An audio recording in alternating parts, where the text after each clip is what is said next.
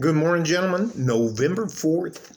It's actually about 45, 46 degrees outside, and it's very pleasant until it gets cold, but I'm a man of the North. No, I'm not a man of the North anymore. I've been living here in Southwest Texas too long, so anyways.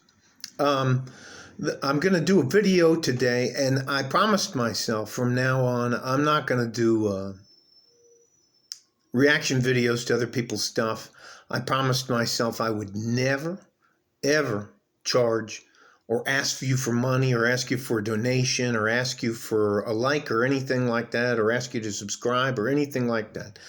All I'm trying to do is pass on some type of knowledge, a little bit of knowledge, to try to help the men younger than me not stumble as hard as I did. I grew up without having initially in my life a community or a tribe, and it's extremely difficult to make good decisions as a young man unless you have a community or a tribe, and that tribe is also can be referred to as a family. Whether you want to admit it or not, family is extremely important in my opinion now.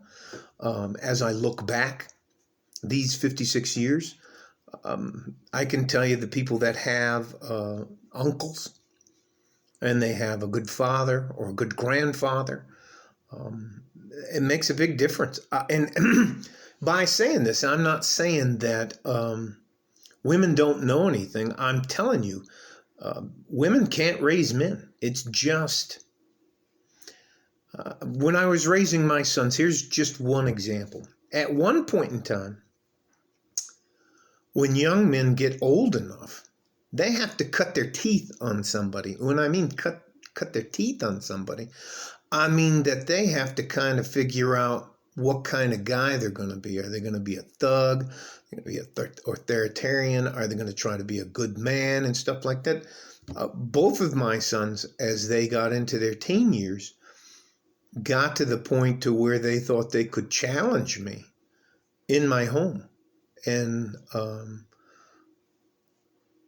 it is important that you handle that with a young man in a manner that you don't try to crush him or dominate him. But you have to let them know that there are a set of rules, and they're time honored. They're ingrained in our DNA that sooner or later, the old lion has to step aside, and I have no problem. My sons are on their way. In fact, my oldest son is 32. My youngest son is 29.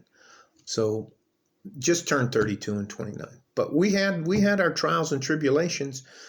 But there was always a man in the house. Now I don't have a family, and I'm not getting into that. So what the easiest thing for me was to try to find a network, a tribe, or a community and plug myself into that community or tribe or network to have access to other men. And that's what I did. So here is the gist of this video. It is why you need to be part of a community or a tribe. First of all, and probably the most important part of that, is it will allow you to become an expert in your chosen profession. If you don't have a community or a tribe, you will have to become a generalist until something that happens to you that you cannot take care of for yourself. And that is a very stark thing to happen. There are many guys that live off the grid, don't do everything. They're doing their own thing and all that kind of stuff until they break a leg, until they need surgery, until they need some help with their gastrointestinal problems, until they catch a serious cold or get the flu or, God forbid, COVID.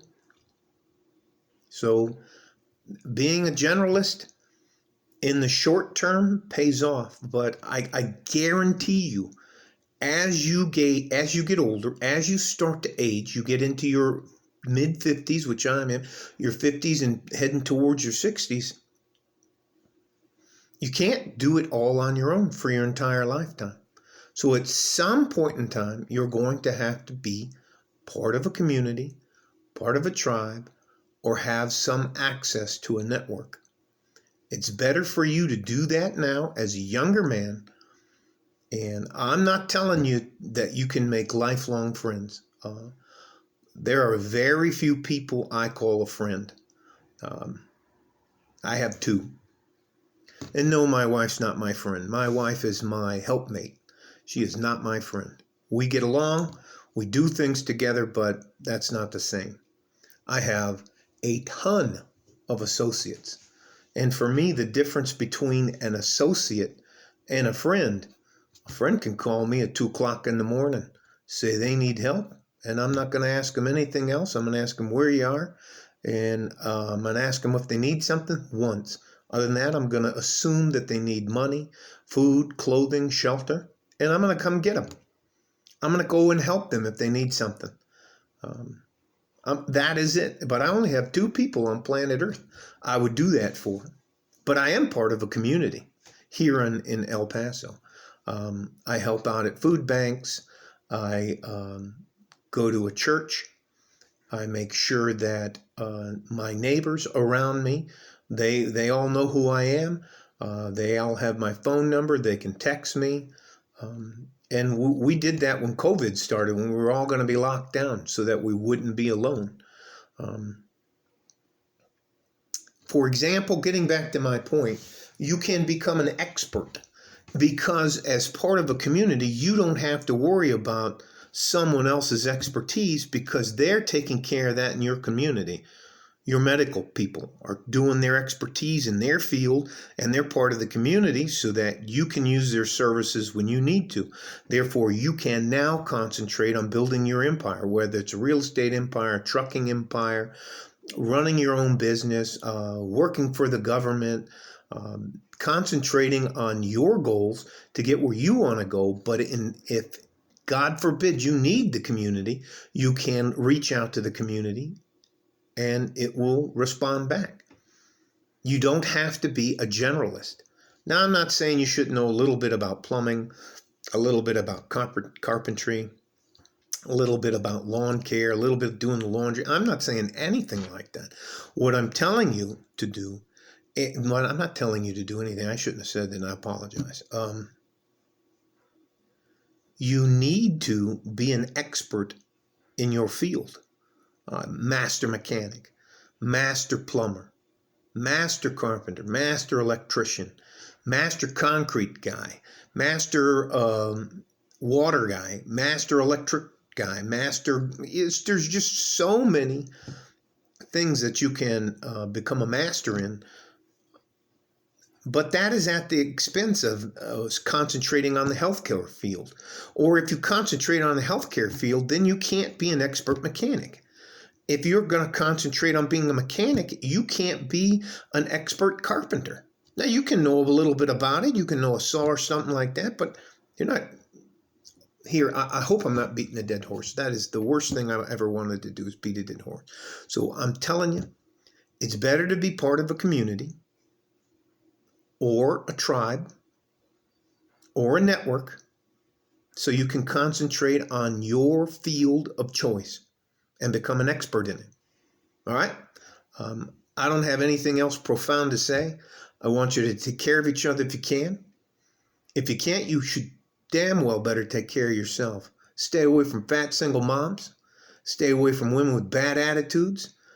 Don't put up with it. But if you're going to try to find a woman, you need to be upfront and honest with her, straight up. Tell her, this is what I expect. This is what I want. There's nothing wrong with that. And the first date's always a coffee date. Don't spend money on anybody that you don't have to. All right?